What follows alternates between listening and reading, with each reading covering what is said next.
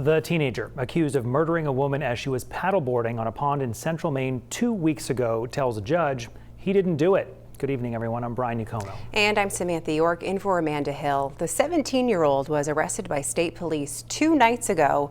Now a judge will decide whether he'll be tried as a juvenile or as an adult. Because that decision has not yet been made, we are choosing to withhold that boy's name, even if other media outlets are reporting it. News 7's Raya Wooten has more on today's hearing and what comes next in the investigation into the killing of Sunny Stewart.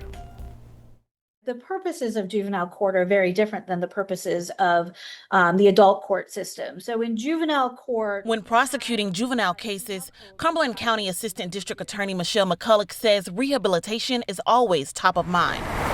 That's just one of the factors the judge will have to consider when deciding whether the 17-year-old boy charged in the murder of Sunshine Stewart will be tried as an adult. McCulloch explains the decision will be made when the judge rules on something called a bind-over motion. But for an individual case, we would not seek a bind-over, have a judge deny it, and then seek it again.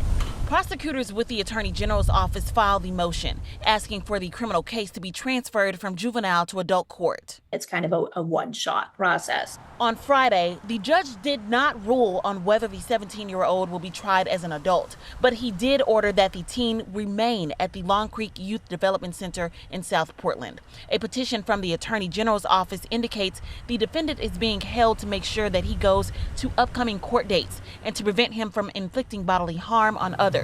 McCulloch says factors like the seriousness of a child's offense, their criminal history, and other criteria play roles in whether the case is escalated to adult court, adding that options for prosecutors are much more limited at the juvenile level.